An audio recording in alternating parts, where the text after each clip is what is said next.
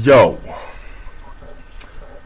Today we are gonna talk about the one-child policy of China. We are going to start with the background of this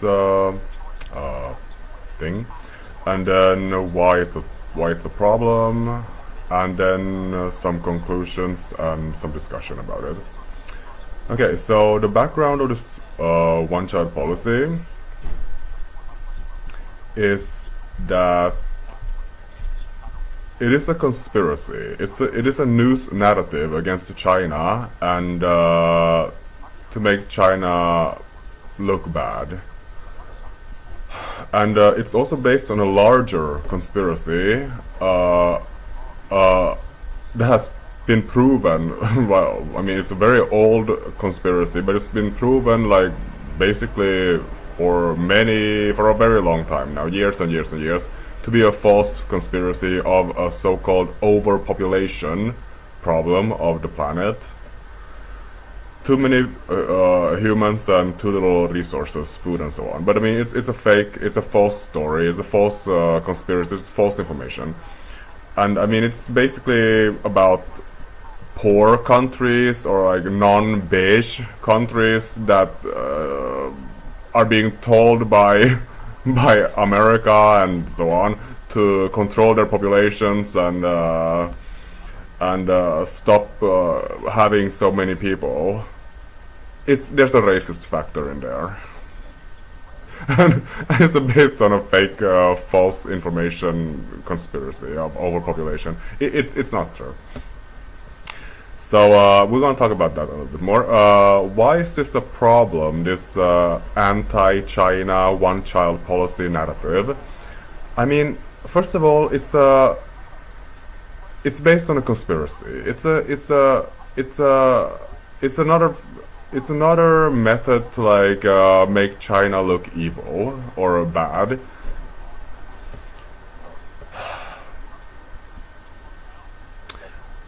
It's a moral attack against China that like a magical number of millions, hundreds of millions, billions of children in China were lost because of this policy that China got from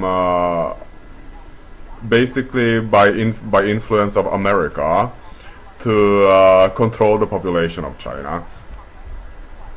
And then it's just like America has abortion. You can be respectable and call it a discussion about abortion, but it's really just like about people who are obsessed with fetuses and women's activities. They're obsessed with fetuses and abortion and fetishists of fetuses and so on that, you know, just poison the discussion. and just, I mean, anyway, it is not knowable how many children in China were affected, or I mean, how many abortions, fetuses and so on were like affected in China. It's not knowable, and also every fetus is scientifically not viable for successful birth. So I mean, and China was also poor, so healthcare was not the best. So I mean, it's not knowable how many fetuses were affected or children were affected. So like, but the conspirators and fetishists will imagine millions and billions of children and fetuses like so-called lost in China, and it's, I mean, like they were angels, they were innocent babies, they were never born in so-called evil China. But it's not true. Like, it's not true. It's just a goddamn conspiracy. Why? China became the largest population on the planet. So I mean,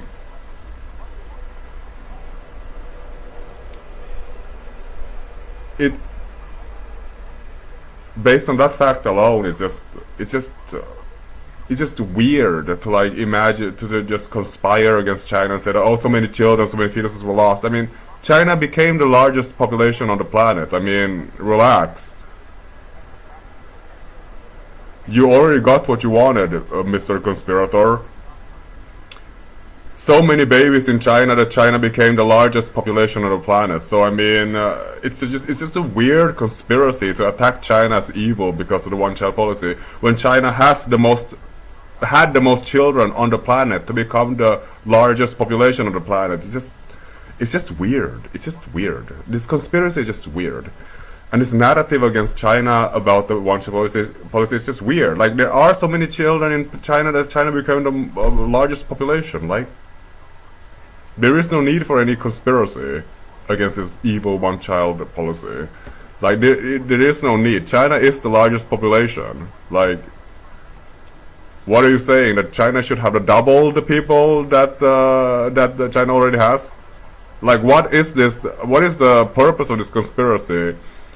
Because if China was bad for having this one-child policy, then they should have been better and have now 4 billion people or something. Like, it's just weird. It's just weird. The conspiracy is just dumb and weird and illogical. Well, I mean, it's a conspiracy. But I mean, to all of the conspirators that believe in this, that write about this one-child policy in a negative way against China, like, please get out of women's vaginas. Get out of people's bedrooms. Like, don't be so fetus obsessed. Don't fetishize fetuses, and don't obsess about people's fetuses and their like vaginas. Just don't. Like, it's just weird. It's crazy and it's weird. Okay, so yeah, like, I mean, the problem is that it is a conspiracy, and it's not a logical conspiracy. It's just a weird conspiracy. Okay. So, as we already said, the one-child the one-child policy and a negative narrative against China about it is a conspiracy, but it is based on a larger, older conspiracy about overpopulation, that there are or there will be too many humans on the planet, and that the human population grows quicker than food resources and other resources and so on.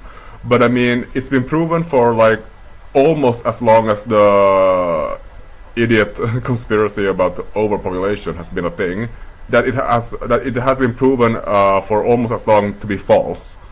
It's just a myth. It's a myth. It's a myth. Like, there is not an overpopulation, and there won't be an overpopulation. First of all, humans eat too much.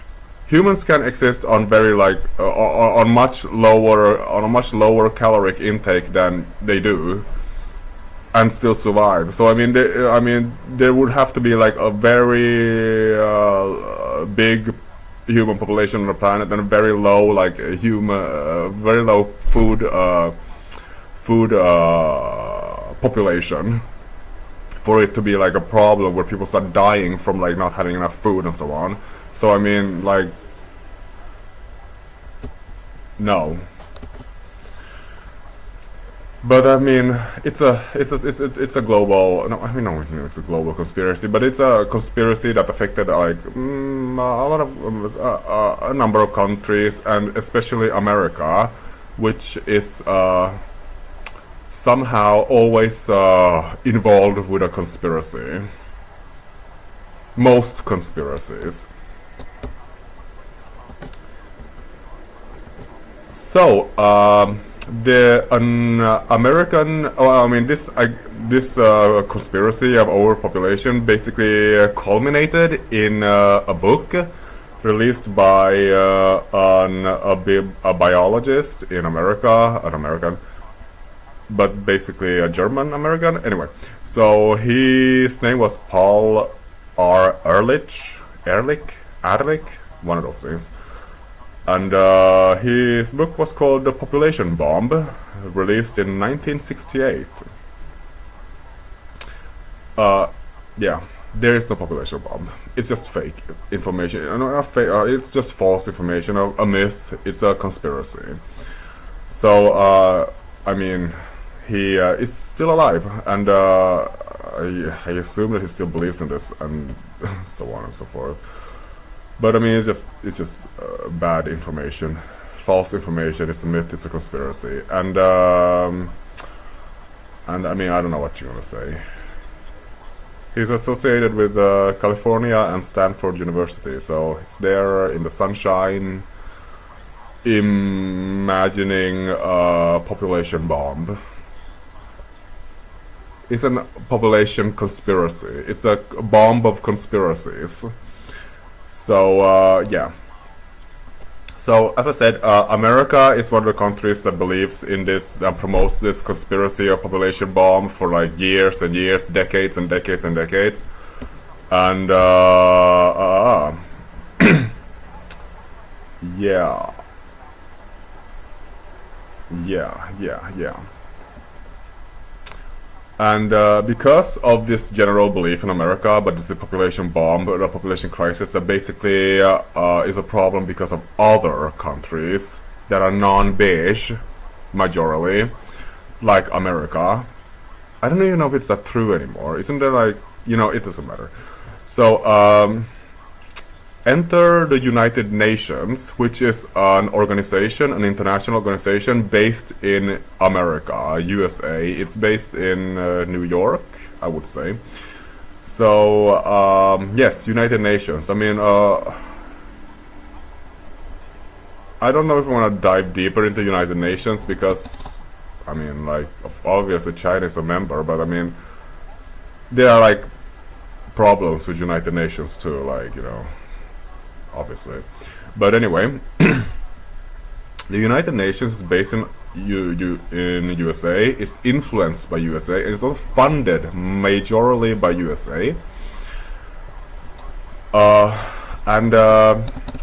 When it comes to this conspiracy about overpopulation of humans and other countries that are non-beige should you know, morally and, you know, coercively by United States control their populations. The United Nations has a specific program called United Nations Fund for Population Activities that was funded in 1969 to well, basically advise other countries on how to control their populations. Crazy. Okay, it was funded in 1969, and I mean, the whole premise is insane. But specifically insane because Ronald Reagan, oh Jesus, I'm not gonna dive deeper into the Ronald Reagan because that has so many problems, but George H.W. Bush, I'm not gonna dive into that either because that has so many problems. George W. Bush, I don't know which one of those has the most problems, but anyway, I'm not gonna dive deeper into that with any videos because I don't have the energy or the time. But these presidents of USA and their administrations, they withheld funding from this population activities department of the United Nations, UNFPA, because UNFPA and their leaders did not listen to direct demands from the USA government on how to pressure countries and their population control activity. And also these countries received funding, or they didn't receive funding from the UNFPA. Like literal pressure from the USA government on how on how to control other countries' population through the UNFPA. Also China. So it's just a mess of conspiracy and immoral pressure by United States in and UNFPA to like control other countries' population. It's literally beyond, it's beyond immoral, it's beyond crazy, it's beyond like insane, it's beyond conspiracies, it's just evil. It's just evil. Let's just say it's just evil. And America has been murdering black people for like hundreds of years, so based on racism and other reasons. So I mean, like, evil. It's just evil. So I mean, okay. So the first leader of UNFPA was Rafael Salas, who was born in the Philippines when the Philippines was occupied by USA. So I mean, there is a risk that Rafael M. Salas was influenced and pressured by United States, like literally by his country being occupied by United States and so on. So I mean, it's just a whole lot of United States involvement in this control of population of other countries system. Okay, so it's obvious that UNFPA and through United States then, also I mean like as an influence, was related to population and demographics of other countries, and that it evolved into an advocacy group, as in like telling other countries on how to do things about their population. And it also evolved into a coercive population control program of other countries. China was also affected. So with the direct help of the UN and F.P.A, as influenced by United States and the UN, United Nations and the UNFPA, the Chinese government instituted a policy that forbade women from having more than one child in a lifetime. So the one-child policy was created in China based on influence from United States. So I mean, any evil narrative about this one-child policy that is written by people in media and news, they immorally and evilly omit the information that United States influenced China to create this policy. And any abortions that came out of this program and policy was based in a large part, by United States. So, yes.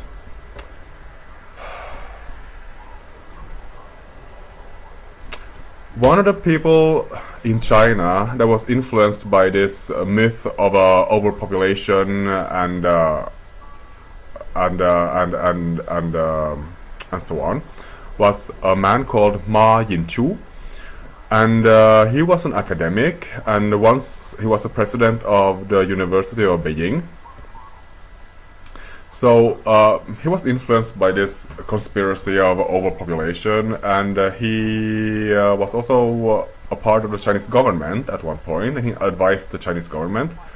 And this, combined with United Nations and their USA influenced population control policy, basically resulted in a one-child policy and a population control program in China, and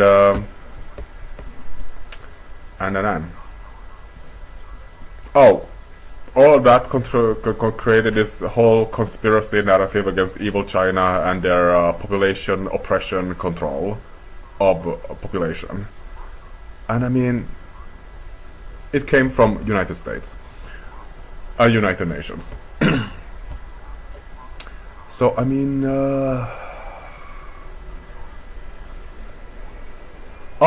the conspiracy also evolves, because I mean, like, who's gonna stop it? Now the conspiracy is that China has a population problem, and that there are not enough people in China for the future. And I mean,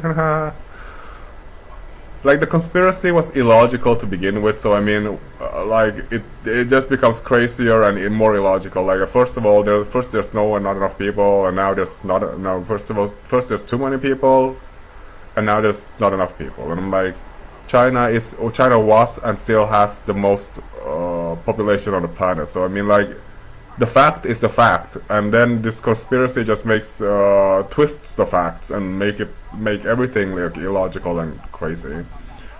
But I mean, now the narrative is like China has not enough people, and it's a negative China narrative. I mean, like, obviously. So I mean, like, what a